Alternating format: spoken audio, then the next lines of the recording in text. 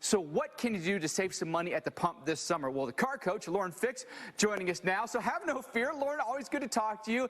Seems like a bad situation right now where we're all just completely cranking the AC and gas is really expensive. What can we do?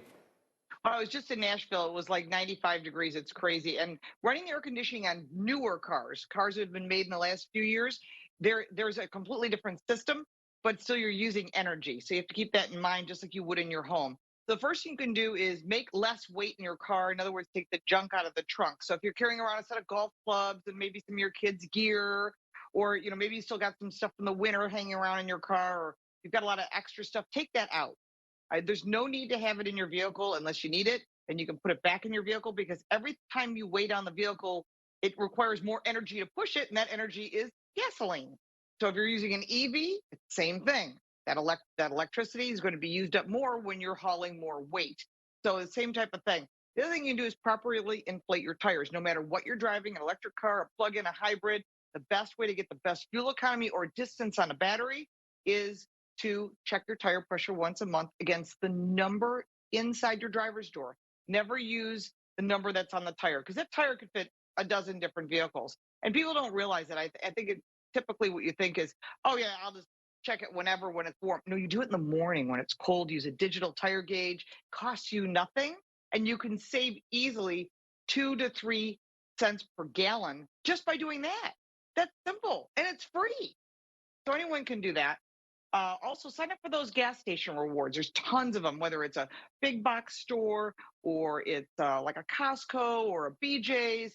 If you sign up for their gasoline loyalty awards, I know Exxon has it. A bunch of the different of the gasoline companies have it. That'll save you even more money. You can save up to 30 cents a gallon that way. And that all adds up really quickly. So, Lauren, what about other things we can do? Obviously, parking in the shade would reduce the temperature inside our car. But when I first started driving, I always learned, if you drive a little bit with the windows down and then you roll them up and you start the AC, that helps a little bit. Is that a myth? Does that actually help? That's a myth. And in reality, you can put the windows down as you load up the car with all your things and get some of the hot air out. Parking in the shade makes sense. The air conditioning is not going to work more. It's not like your house where if you had the back door open and then the air conditioning going, that your air conditioning would be working harder. That air conditioning would be set like a thermostat in your car. You set it, and when you start the vehicle, when the car warms up, the air conditioning starts to function just like it does in the heat in the winter. It just takes a little time for it to cycle to that temperature. Some cars cool off quicker than others. Again, that's the matter of the vehicle itself and the model and the trim level. But you can do your basic maintenance. People don't think about that. Oil change, making the vehicle run properly. If you have a check engine light, that can cost you up to 30% at the gas pump. So if you've got a check engine light, it's yellow, and you're driving, it's going to go out. It's not going to go out. Trust me, it will not go out. You have to find out what's wrong.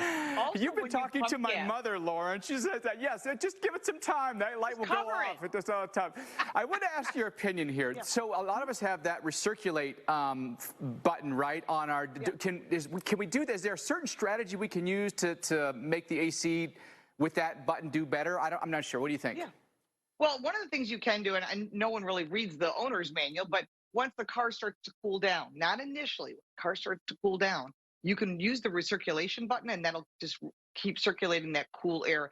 And if you're in your vehicle and it smells funny, like there's something weird, it doesn't smell right, it smells moldy or musty, that's because you have a cabin air filter that needs to be replaced. They're not that expensive. You can get them at an auto parts store, or your favorite mechanic can put that on. And those are all things that can definitely make at least your allergies a little bit better. And remember, those jackrabbit starts are also going to hurt you at the gas pump. Or if you get an electric vehicle, those jackrabbit starts will certainly reduce the battery life. All right, the car coach, Lauren Fix, thank you as always for joining us. So, Mike, really it comes down to funny smells in your car. You got to read your manual, and the check engine light. That's always important. What we've also learned is usually junk in the trunk, I feel like, is a good thing. Lauren says junk in the trunk is a bad thing. Not in this situation, no.